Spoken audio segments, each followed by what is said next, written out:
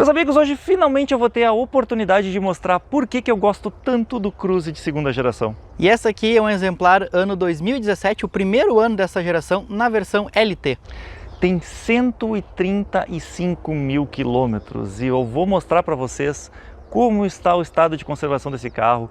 Vou falar das qualidades, dos defeitos, dos problemas que ele já teve, enfim, tudo o que tu quer saber antes de comprar um sedã premium e o melhor de tudo, barato.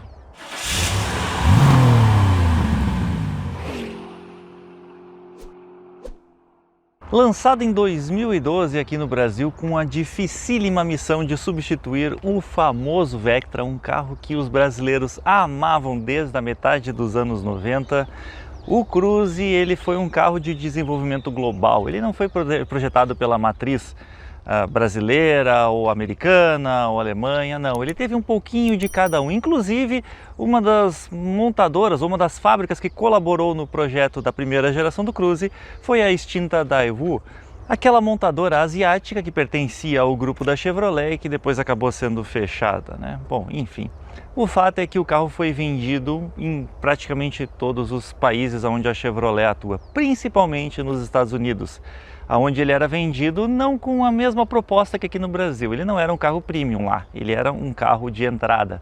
Locadoras compravam o Cruze pra caramba. Por que eu digo compravam? Porque infelizmente no mercado norte-americano ele já não está mais à venda. Inicialmente ele tinha um motor 1.8 aspirado, era um motor bem mais moderno que aquele Família 2 que usava no Vectra, que vinha lá de 82 do Monza, que era realmente só um motor que vinha sendo atualizado tecnologicamente, mas a gente sabia que o projeto era bem mais antigo. O Ecotec era um motor muito mais moderno, mas não era só isso. Ele vinha com uma plataforma maior, ele vinha com mais segurança, ele vinha com mais tecnologia, enfim, era um carro diferenciado. Em 2017, a GM teve a difícil missão de substituir um carro que fazia bastante sucesso, que era realmente o Cruze de primeira geração. Um carro que ficou 6,5 centímetros maior no comprimento, 1,7 centímetros maior na largura, 1 centímetro a mais na altura total e 1,5 centímetros a mais no entre-eixos, que agora tem 2,70 metros, exatamente a mesma medida que o seu principal rival e, claro, líder de vendas da categoria, o Toyota Corolla. Ah, mas então se ele ficou maior, ele deve ter ficado mais pesado. Não, aí é que está a parte legal deste projeto. Eles usaram aços de ultra resistência, um projeto muito mais moderno, e ele perdeu 100 quilos. Ou seja, realmente o carro ficou melhor. Sabe quanto tu consegue comprar um desses hoje? Bom, a tabela FIPE aí dele está em torno de 87, 88 mil reais. É claro que isso para a versão LT 2017.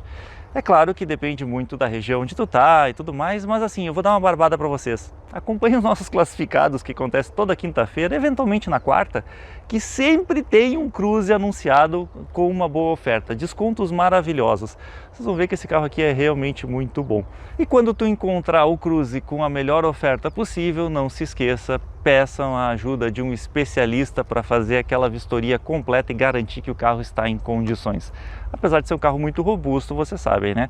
5 anos de uso podem ter trazido certos problemas, depende muito do dono anterior.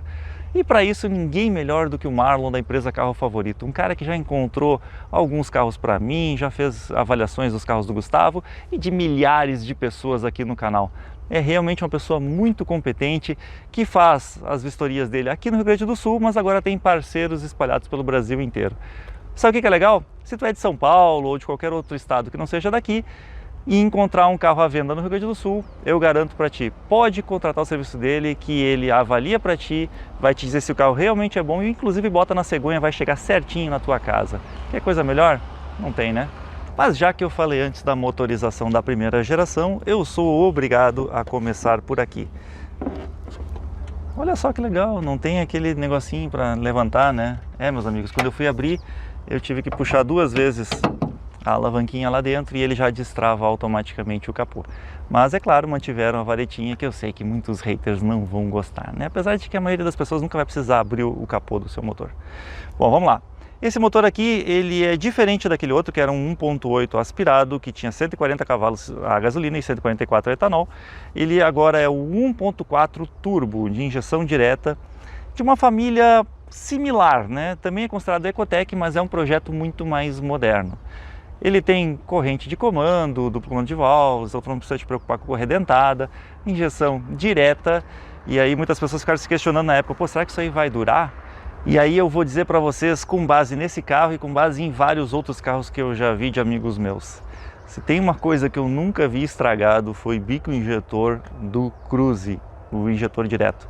Eu não sei o que a GM colocou aqui, mas com certeza é de qualidade muito superior ao sistema que a Volkswagen usa, porque esse é bem comum. Vocês sabem que Up, por exemplo, ali perto de 60, 80 mil quilômetros já tem que trocar os bicos injetores. Por causa do nosso combustível, eu sei, mas é o mesmo combustível que se usa nesse carro aqui. E a gente vê que realmente foi um carro bem construído. Esse é o primeiro mito que eu gostaria de desmistificar em relação a 2017, quando ele veio para o mercado. Muita gente falou mal, disse que esse motor não ia durar, que ele era muito forte, ele tem 150 cavalos a gasolina, 153 a etanol. O torque dele também melhorou bastante, são 24 kgfm de torque a gasolina e 24,5 a etanol, que já começa a partir dos 2.000 RPM, ou seja, motor compacto, muito forte e que também é econômico. Mas quando a gente for fazer o test drive eu falo um pouquinho sobre a economia. O câmbio é o automático de 6 marchas, basicamente uma evolução do que era utilizado na primeira geração e diferente dos primeiros modelos, ele não incomoda. Estou falando dos primeiros modelos lá de 2012, né? O outro mito que eu gostaria de acabar é com relação a este cabo aqui, é o cabo de energia do veículo. Ele tem a bateria colocada no porta-malas, aí onde está a câmera, então por isso toda a alimentação elétrica do carro passa por aqui. E aí muitas pessoas na época disseram assim, poxa, olha só, esse cabo pode pegar no chão, ele tem só umas presilhazinhas aqui bem simples, isso aqui é um perigo, isso vai incendiar, meu Deus, como é que a GM faz um negócio desse? Meus amigos, quantos relatos tem de problemas com esse cabo? Eu nunca ouvi falar. Ou seja, a GM não estava errado, o projeto era sim bem robusto. E por falar em projeto, logo no início a GM disponibilizou ele em 3 versões. A LT, essa aqui era a de entrada, tinha depois a LTZ1, que tinha alguns acessórios a mais do que esse aqui, e tinha a LTZ2, que era a mais completa. Depois ela mudou de novo e hoje se chama a versão de entrada de LT, a intermediária de LTZ e a versão mais completa, a Premier, que inclusive ganhou alguns recursos eletrônicos, né, a partir de 2020. Como por exemplo a câmera no para-brisa, que já era disponível na versão LTZ2, mas ela ficou mais precisa. Ela agora detecta pedestres, ciclistas, ele também tem auxiliar de permanência na faixa, né? E é claro que aqui na frente também tem algumas modificações. Eu acho essa frente muito bonita, mas o que a GM fez em 2020 conseguiu melhorar o que já era bom. A outra frente do facelift ficou mais agressiva, ficou mais imponente. Eu gostei demais do desenho. Continuou com os faróis halógenos, né? Não tem farol de LED em nenhuma das versões, e os faróis de neblina também continuam halógenos. A diferença é que a versão Premier, por exemplo, tem o assistente de farol alto automático. Então ele faz a comutação automática do farol alto, evitando que tu ofusque alguém que esteja no sentido contrário. Acendimento automático dos faróis, esse daqui não tem, tinha a partir da versão LTZ1. E ele também não tem sensores de estacionamento aqui na frente, que estava disponível só na LTZ2, que servia inclusive como auxílio para estacionamento semi-autônomo, né? O famoso Parque Assist. Limpador de para-brisas também não é automático na versão LT, só na LTZ. A LTZ tem outro item que eu acho muito importante, rebatimento elétrico dos espelhos. Não é sempre que tu precisa usar, mas quando tu bota o carro numa garagem apertada como a do Gustavo, ele é muito necessário para não bater e arranhar os teus lindos espelhinhos, que também são caros na hora de trocar, né? Claro, se for usar um espelho original. E o mais legal é que a LTZ também vinha com aquecimento aqui no espelho. Algo muito útil para quem mora em regiões muito frias, onde tem muita serração e tudo mais. Assim como alerta de ponto cego não tem na LT, só na versão mais cara, porém a LTZ1 já tinha chave presencial. Essa daqui, por ser a versão de entrada, usa uma chave canivete. Mas tem todos os comandos que tu precisa, como destravamento das portas e até mesmo do porta-malas. A LTZ também tinha um recurso um pouco diferente, como o acionamento do carro à distância, aquela famosa partida remota. Para que isso? Para quando tiver um dia muito quente, que nem hoje, tu poder acionar o teu carro e deixar o ar-condicionado esfriando ele, que vai facilitar bastante a tua vida. E por falar em porta-malas, esse é um item que diminuiu um pouco na segunda geração. Enquanto a primeira tinha 450 litros de capacidade total, essa daqui tem 440 litros. São 10 litros a menos, é praticamente imperceptível, mas sim, perdeu um pouquinho de espaço interno. O que mais incomoda, na verdade, é o famoso pescocinho de ganso, né? Que ele acaba atrapalhando um pouquinho a colocação de bagagens aqui. Mas a gente sabe que tem até carros mais premiums do que ele que ainda utilizam esse sistema hoje em dia. E por falar em sistema hoje em dia, se tem uma coisa que me incomoda é isto daqui. Step temporário, aquele fininho, ruim pra caramba de usar, mas as pessoas gostam porque é mais leve, porque os ladrões não roubam e toda aquela história lá. A única vantagem que eu vejo para mim é quando ele realmente está colocado nessa posição que reduz o espaço necessário do porta-malas, porque tem alguns carros em que eles colocam o step temporário, mas eles deixam o espaço para o step convencional, ou seja, não muda coisa nenhuma, só reduz o custo para a montadora e a gente continua pagando caro, né? Nesse caso aqui, pelo menos, melhorou o arranjo das peças aqui dentro. E eu sei que você deve estar se perguntando, aonde está a bateria que eu falei que estava no porta-malas? Essa eu vou te mostrar. Tá bem escondidinho, né? Óbvio que não vai ficar tão aparente assim. Tá aqui atrás, meus amigos. Ali está a bateria deste veículo, é uma bateria enorme, né? Lembrando que esse carro tem stop start, ou seja, o desligamento automático do motor em caso de uma parada no semáforo e tudo mais para economizar combustível. Por isso a bateria dele é um pouco mais cara. E uma coisa que eu gostei muito nesse porta-malas é que, apesar da abertura aqui não ser tão grande, a altura dele é bem elevada, então fica um pouco mais fácil de colocar mais malas e tal. O aproveitamento fica melhor. Vou usar como exemplo o meu Accord. Ele tem um porta-malas com mais ou menos o mesmo volume, ele é mais comprido, porém ele é baixinho, então dificulta a colocação de malas. Bom, uma coisa que é muito legal é que todas as versões vieram com câmera de ré e sensores de estacionamento na traseira. Outra grande vantagem de se comprar um Cruze está relacionado aos teus custos. Por exemplo, eu falei antes da questão de manutenção, né? Não tem um custo de manutenção muito elevado, é um carro fácil de manter.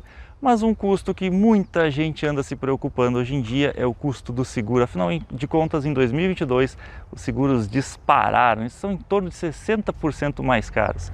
Pois é, eu fiz a cotação para mim, no meu nome, nas minhas condições, com bônus 10, deu R$ 1.700 para esse carro. Se eu não tivesse bônus nenhum, sairia em torno de R$ 3.500. Vale a pena lembrar que eu moro numa região tranquila, não tenho filhos entre 18 e 25 anos, então assim, claro que o meu seguro ele é um seguro bom, né?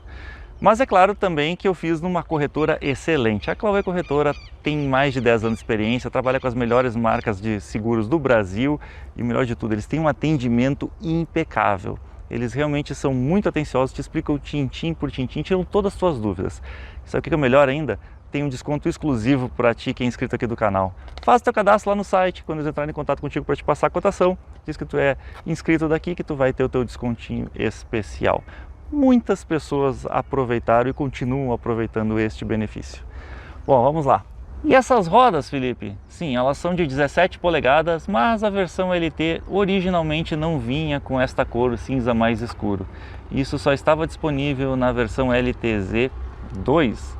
Ela tem o mesmo desenho, mas ela vinha pintada num cinza bem clarinho, num prata, né? Isso inclusive era o que diferenciava visualmente uma versão da outra.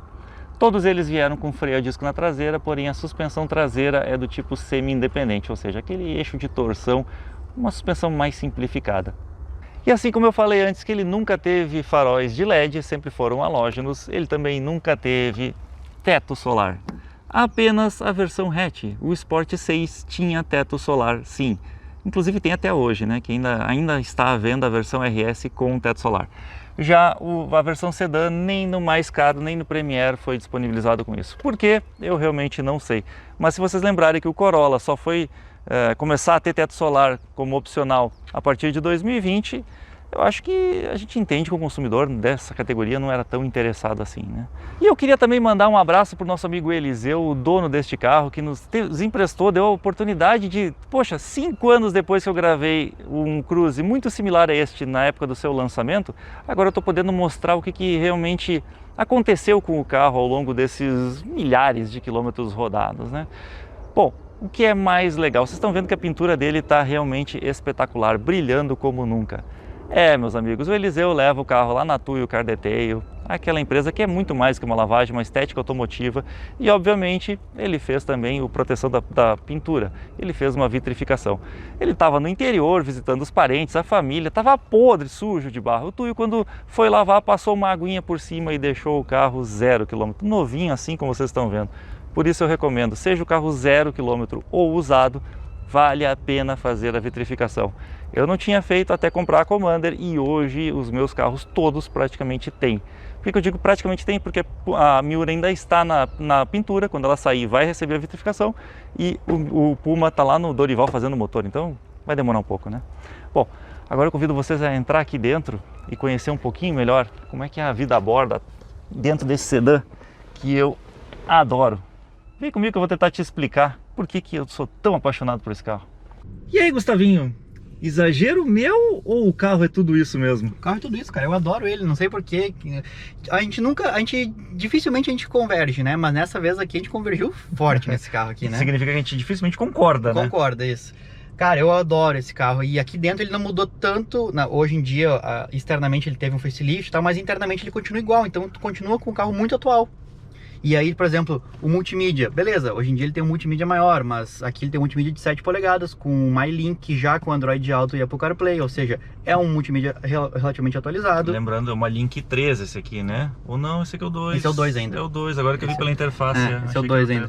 Mas é ótimo, funciona muito bem, tem todos os recursos que a gente espera que ele tenha, né? Inclusive com botões físicos. Então, eu gosto muito desse botão. Ele tem o sistema OnStar, né, que pode ser por aqui, ou aqui por cima também, tu pode dizer que é o sistema de concierge e tal. Lembrando que esse era uma das grandes inovações da época, o sistema OnStar dele. Espelho fotocrômico não tem na versão LT, só na mais cara. A câmera de reto tinha mostrado, né? Tem uma qualidade ok, não é das melhores, né? Convenhamos. Ela achata um pouquinho aqui, né? Esta câmera de reto é em baixa resolução. Aqui eles utilizam hoje em dia 20 vezes melhor, né? Mas igual tem câmera de réu que é realmente útil. Ele vem com ar-condicionado automático e digital, então ele tem as teclas físicas aqui embaixo e tu consegue ainda acessar ali por cima no multimídia, ó. Então vou mudar aqui a temperatura, ele vai mudar ali, ó.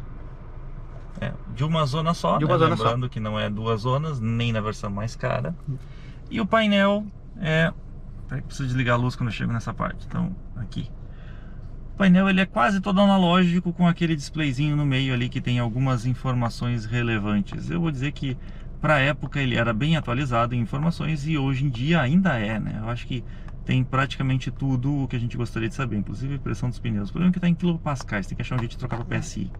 Então ele é bem completo esse painel. Tá, beleza, ele não é colorido, mas ok, ele tem as informações que tu necessita, né? Eu acho que o mais importante mesmo é ter as informações. O pior é tu ficar sem, né? Como é o caso do Accord. O cara que tá acostumado com a Commander, depois pega o Accord e fica sentindo falta de algumas coisas. Mas eu me lembro que, sabe um Jetta R-Line que nós gravamos aqui no canal, que é do amigo meu? Ele tava na dúvida entre comprar este e o Jetta, né? Sabe por que ele comprou o Jetta? Por causa do painel. Porque eu tinha um painel digital no Jetta. Aí é no detalhe, né? Não dá pra dizer que tá errado ou tá certo. O volante é um volante bem completo, que depois veio em toda a linha. Nessa época também era quase novidade, né? Tem aqui deste lado o Cruise Control. Nos carros que tem o assistente de frenagem autônoma e permanência na faixa, os botões estão localizados aqui do lado. Lembrando que nenhum deles tem ACC, nem nos dias de hoje. Aqui deste lado os comandos que o Gustavo estava mexendo antes lá do painelzinho, e também os comandos do Bluetooth para te atender telefone e tal, né? E claro que ele tem aqui atrás os comandos do volume e para mexer nas estações do rádio, mas não tem a seleção, né, de marchas, não tem pedal shifts. Que aí é aqui, pisando no freio, Felipe. Tá no freio, pode ir. Que aí bota pro ladinho aqui e faz as trocas manuais. Né? O problema é que é aquela coisa, né, invertido. Pra frente aumenta, pra trás diminui. Eu acho que isso tá errado. Eu sempre digo que é o contrário. Aqui ele tem o botãozinho para desligar o controle de tração e também para desligar o sensor de estacionamento. O que ele não tem é o botão para desligar o Stop Start. Que só veio em 2020. Isso, que é uma reclamação muito recorrente dos donos do carro, né? Não é um defeito do carro, é um item que não tem que poderia ter, né? Pra gente desligar esse sistema. Inclusive, várias vezes nos perguntam aqui sobre como é que faz para desligar e não sei o que e tal. Bom, existe um aparelhinho que emula, né, o desligamento aqui do Start-Stop. Na verdade é bem simples, tá? Ele está relacionado com a abertura do capô. Por quê? Porque quando o mecânico quer mexer no motor, ele abre o capô, então lá na frente ele manda uma mensagenzinha dizendo que o capô está aberto e ele não dá nenhum erro aqui no painel. Funciona bem esse módulozinho, inclusive vou deixar o link para compra na descrição deste vídeo. Isso aí, dá para comprar por ali depois. Ele não tem o freio de mão eletrônico, então é freio de mão convencional. Né? Também aqui ele tem as entradas USB, entrada P2 e também uma tomada 12 volts para comunicação aqui com o multimídia, né? Para te comunicar com o Android Auto para o CarPlay. Tem encosto de braço, que inclusive ele se move para frente e para trás para facilitar. Tem, olha só, um monte de coisa aqui, uma carteira, inclusive. Acabei aqui de descobrir que o seu Eliseu deixou a carteira aqui. Deixou a carteira aqui dentro. Porta-objetos aqui, só que eles não são revestidos. Né? Nas portas também tem porta-objetos, né? Também tem porta-objetos aqui na porta e a porta tem uma qualidade boa, sabe? Olha só, se for ver aqui, não é um soft touch, mas ele tem ele é agradável ao toque. E aqui no painel sim. Peraí. Esse material é emborrachado. Não, ele é agradável ao toque, ele só não é macio, ele não é entendeu? bem macio, mas ele é agradável ao toque. Ele é agradável ao toque. Ele é emborrachado, não é plástico duro. Isso. E aqui em cima também é o mesmo material e aqui com esse couro, né? E aí tem uma diferença entre a versão LT e a versão LTZ. Que a versão LTZ tinha um banco de couro marrom, né? Então enquanto esse aqui vem com banco de couro preto, na versão LTZ era uma outra cor, né? Dava um toque um pouco mais sofisticado. Eu vou te dizer que eu prefiro o preto, tá? Eu também, suja menos, né? E aqui, deixa eu ver, é couro mesmo? Parece que é. Tu que sabe ver melhor que eu isso aí. Parece que é pela quanto dobra aqui, me parece ser. Quando não é cor. Não, mas aqui não é. Ah, não sei, o Tuya que é o cara, ele que sabe ver certinho se é cor ou não. Não vou arriscar dizer que é cor. E também tem aqui no encosto do braço, né? Então também tu encosta aqui o braço. Tem alguns detalhes cromados também aqui na saída de ar-condicionado, né? Pra tentar dar um toque mais refinado ao carro. Eu achei que ele ia falar um clima mais refinado, nós dois dentro do carro. E lá fora, se vocês lembrarem, eu falei que ele era um carro muito mais seguro, né? Claro, é uma plataforma mais atualizada, já está preparado para colisões laterais e por ser um carro vendido nos Estados Unidos também atende a um nível de segurança muito mais elevado do que é pedido aqui no Brasil. Porém, esta versão LT só tem 4 airbags. O só também não, né? O só é uma palavra difícil de falar, afinal de contas, poxa, na época muitos carros nem tinham 4 airbags, então digamos que 4 airbags é mais do que suficiente. Agora ele tem controle de versão topo, daí sim tem 6 airbags. Tem 6 airbags. Agora ele tem controle de tração também, ABS, controle de estabilidade, aquelas coisas que são muito importantes. Ele também tem luzinha com espelhinho, relativamente importante. Alça de mão também. Faltou um porta-óculos aqui, podia ter. Beleza, vamos olhar lá atrás? Vamos, acabamos aqui na frente? Eu acho que acabou, né? Tem mais alguma coisa pra mostrar? Não sei, eu gostei bastante. Tá bom, tô me sentindo bem aqui na frente. Eu também. Posso ir pra casa com ele, será? Vamos perguntar pro seu Eliseu. Como é bom andar atrás do Cruze, né? O espaço aqui atrás é bom, hein? Não é só espaço, conforto também. O banco é mais gostoso, é confortável. Lateralmente ele não é um carro apertado, diferente da maioria dos carros da Chevrolet, né, que tem aquela largura menor. Também esse carro aqui tem mais de 1,80 m de largura, então dá pra ver que ele realmente tem bastante espaço. Ah, vai levar 2 cadeirinhas e um adulto no meio com folga? Acho que não. Talvez não. Consegue, mas não é tanta folga assim, né? Tá, mas mostra tuas pernas, que é o mais importante. Pois é. As minhas pernas com o banco do motorista regulado na mesma posição que eu boto desde o primeiro carro que eu filmei, tem mais ou menos 2 dedos de espaço interno. Então realmente os 2,70 m de entre-eixos fizeram a diferença para quem vai aqui atrás. Agora, não gostei que não tem alça de mão, tem um negócio para de cabide aqui, não sei porquê, podia ter alça de mão que seria até mais interessante do que o cabide. E outro também que não tem regulagem do cinto, né? Nenhum dos dois lados de altura do cinto. Verdade, cara, Nenhum dos dois nem lados tinha tem. percebido isso. Isso aqui é uma coisa que eu acho que falhou, né? Falhou. Mas tem a luzinha central aqui que ajuda bastante quem tem filhos de noite. Mas também não tem a saída de ar-condicionado traseiro, né? Não, tem uma não tem. tomada, Não 12 tem. volts aqui embaixo, Tem, mas a saída de ar-condicionado traseiro não tem. não tem. O encosto de cabeça tem, o encosto de braço também tem, né? O cinto de 3 pontos também. Tem Isofix? Tem que ter, né? Tem Tem Isofix. Isofix, sim. E aqui atrás a porta tá ok. Aqui assim é um pouco mais simples o plástico, ó. Ah, agora sim. Aqui Agora é um pouco tá mais show o simples. plástico. E não, lá não é um soft touch, mas é agradável ao toque. Aqui já não é tanto. Mas tem onde a gente encosta o braço, pelo menos tem o couro, né? Tá bom. Vamos mandar? Agora vamos mandar. Bom, meus amigos, vamos para aquela parte que a gente mais gosta e que eu estou muito ansioso para fazer, que é realmente ver como é que está o estado de conservação. Se esse motor ainda tem alguém em casa depois de 135 mil quilômetros. Eu me enganei, né? São 134.484 quilômetros. Bom, às vezes o desgaste pega, né? No caso, o cinto de segurança ali pegou um pouquinho. Pera aí, o volante tem relógio? Tem, né? Claro que tem, né? Poxa vida, o Felipe nunca mostra. Ó, pra cima, pra frente, pra trás, maravilha. Aqui assim, agora ficou bem bom. E se tu não é inscrito aqui nesse canal, te inscreve, dá like, compartilha. Faz tudo aquilo que você sabe que nos ajuda bastante, né? Mostra pro primo, pro amigo, pro parente. Alguém tá querendo comprar um carro, mostra pra ele também. Ó, o cachorro assistir, essas coisas todas. Opa! O carro é meio baixinho, né? Descobrimos que ele é baixo. De cara, nós estamos saindo andando um pouquinho no paralelepípedo e eu posso dizer pra vocês que eu acabei de perceber uma coisa que as pessoas reclamavam no início desse carro, com relação a barulhos internos. Não é barulhento que nem algumas pessoas diziam que, ah, meu Deus do céu, com 1000 quilômetros já tá tudo solto, já tá todo barulhento. Mas é claro que depois de um tempo, depois de 5 anos e 135 mil quilômetros, ele está fazendo alguns barulhinhos. Mas sinceramente, muita coisa, Gustavo. Não, eu tô ouvindo aqui no painel aqui, ó. Tem alguns barulhinhos, algumas coisinhas assim batendo, mas cara, de uma maneira geral, o carro é muito silencioso, muito bom nesse sentido. E sabe o que é o melhor? Sente o motor.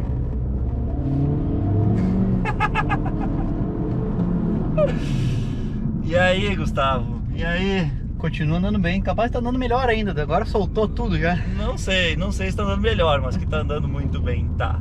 Bom, E eu falei 0 a 100, né, Felipe, em 9 segundos. Ele é 2 segundos e pouco mais rápido que a versão anterior, que fazia em 11 e alguma coisa. É realmente um carro bem legal. Mas o mais legal de tudo isso é que ele tem um desempenho bom e um consumo excelente também. O Inmetro fala em 14 na estrada, andando a gasolina, mas eu vou dizer para vocês que é bem fácil de fazer mais de 16 km por litro. É um carro realmente surpreendente. E na cidade também, dá pra fazer 10,5, 11 com ele também. O Inmetro fala em 11, eu já digo que tu faz uns 10, tá? Faz uns 10, mas ainda assim 10 para a categoria, para o carro que ele é muito, muito bom. Isso sempre é gasolina. Por que a gente não fala etanol? Simples, porque etanol aqui no Rio Grande do Sul não vale a pena, mesmo preço da gasolina. Ou às vezes mais caro. Ou às vezes mais caro. Outra coisa que eu gosto muito desse carro é a posição de dirigir. Tu senta mais baixinho, mas ele é um carro espaçoso, então tu tem bastante liberdade para mexer com as pernas aqui, colocar o volante na posição que tu quer, andar o mais confortável ou mais esportivo do jeito que é a tua preferência, o que eu acho ótimo. A visualização nos espelhos, apesar de serem pequenininhos, ele é bem bom, bem interessante. E eu vou só fazer a volta na rotatória aqui e já entrego o carro pro Gustavo. Aproveitar para ver a estabilidade do carro nesta rotatória. Será que o pessoal chama de rotatória lá em outros lugares do Brasil também? Eu acho que é. Comenta aí embaixo depois. Boa. Comenta aí se é rotatória, se é rótula, se é... não sei como é que é o nome disso aí. É rotatória, sim. Acho que é, né? Enfim, chegada a hora do Gustavo dirigir o carro. Uma outra coisa que eu lembrei agora, Felipe, quando eu fui arrumar o banco pra mim aqui, é que a versão LTZ também tem banco elétrico, né? Ah, no motorista. Isso. Lá do passageiro não. A posição de dirigir realmente é incrível, olha só como é que eu tô. Olha meus braços, olha a minha posição das pernas, é sensacional, é ótimo. É um carro muito gostoso, Do jeito que eu gosto, né? Talvez algumas pessoas que gostam de carro mais alto, talvez não gostem tanto, né? A direção é muito leve, elétrica. Bem direta também, né? Direta, o câmbio com trocas de marchas bem suave, né? Pois é, aqui vem um ponto importante sobre o câmbio. O Tui até nos perguntou, quando o Eliseu levou lá pra fazer uma geral no carro, né? Se tinha que trocar o óleo do câmbio. A montadora não recomenda trocar, mas o carro já tem uma quilometragem alta. Dá pra trocar? Dá. Tem necessidade com 130? Ainda não. Mas lá pelos 200 mil quilômetros é bom trocar. Porque assim, é um câmbio confiável e tudo mais, mas de uma maneira geral, com o tempo o óleo se degrada. Esse óleo tem uma vida estimada de 250 mil quilômetros. Então, trocando com 200 tá tudo certo. Dá pra fazer as trocas aqui, manuais, ó. Quinta, sexta. Troca de marcha não permitida, tô muito devagar. Não deixou eu trocar de marcha. Bem feito pra ti. É. Vou baixar pra quarta então. Aí quarta ele deixa. O legal é que é imperceptível, né? Não, tu não percebe nada, né? Nem parece que eu troquei. Só vê a mudança na rotação do motor. E...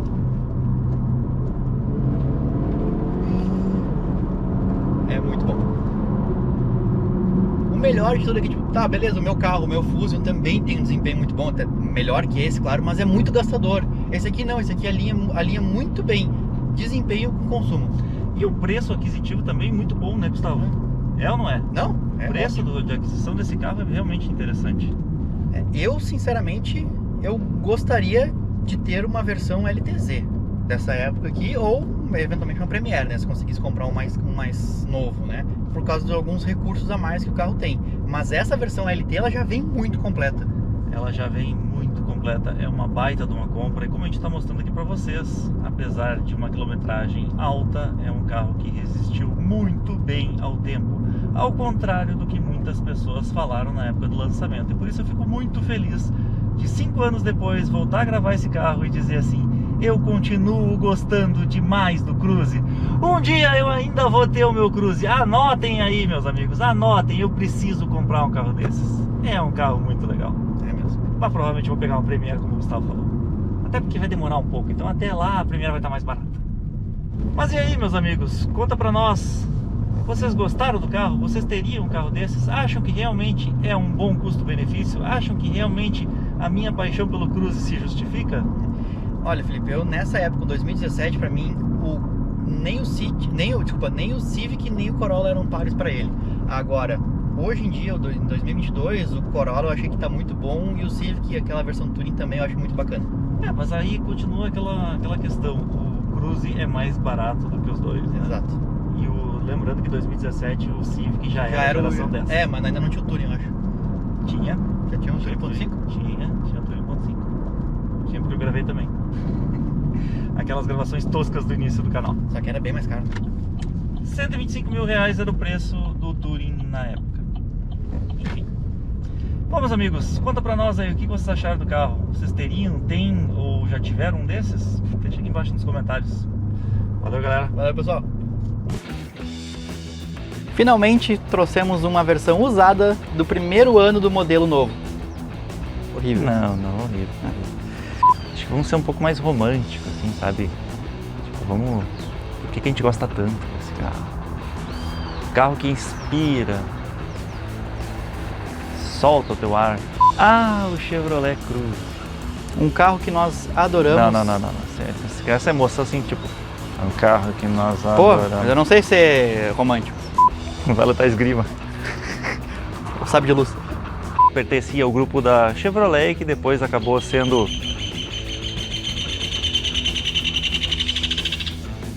E agora?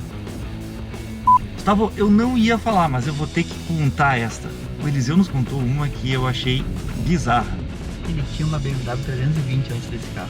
E sabe o que ele disse? Que ele gostou mais desse carro aqui do que a BMW. A BMW andava mais, até tinha um requinte um pouco melhor, mas porque ele precisa, isso aqui tá mais do que suficiente. Ainda tem o espelhamento no celular, no multimídia, que o BMW dele não tinha. Pois é, tem Android Auto que a BMW não tinha. E o que é melhor, é mais econômico que a BMW. O Cruze é legal. Mas que barbaridade, é sério que tu aguentou até aqui, tio? Não deu nem uma dormidinha? Viu todo o vídeo mesmo, prestou atenção em cada detalhe? Então, meus amigos, não esqueçam, sigam a gente nas outras redes sociais também. Nós temos o TikTok, nós temos o Instagram, nós temos o Quai, o Facebook já existe, mas sinceramente eu nem sei se tem alguém usando ainda. Enfim, acompanhe a gente lá que a gente vai colocar um monte de novidade, vai colocar tudo que a gente está fazendo. Tu vai ver em primeira mão aquilo que vai chegar aqui algumas semanas depois no canal. Valeu?